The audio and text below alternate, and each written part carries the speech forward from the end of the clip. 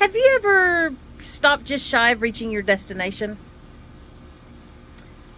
Have you ever stopped just short of meeting your goal? My husband loves what we call school cookies. They're considered no bake, but you do have to prep the material that goes into it. So I have, through experience, learned that if you don't boil the concoction for just the right amount of time, and I mean it has to be a rolling boil for just the right amount of time, the cookies will not set up. Well, in this new location, I've lost my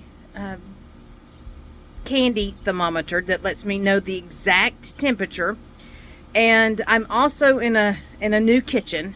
But I decided to surprise my husband with his school cookies. Right in the middle, right as it started to boil, my neighbor knocked. And for those who know, when my neighbor knocked, you answered. So I answered the door after I turned everything off. And by the time I got back to the concoction, I had completely lost track of time. I did the best I could, and what came out came out.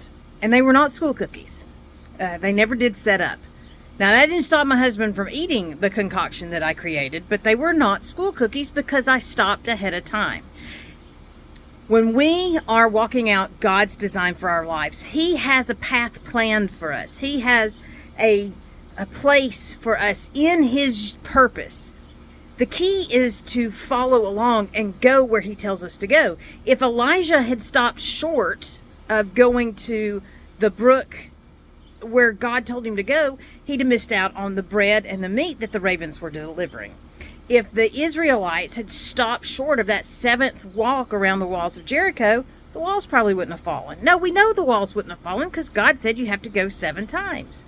It's the same way for us. If we're going to live out God's design, we have to walk out His path, and we have to keep walking until we get there. So how do we get there? How are we going to reach this destination? 1, don't get distracted, not even by your neighbor.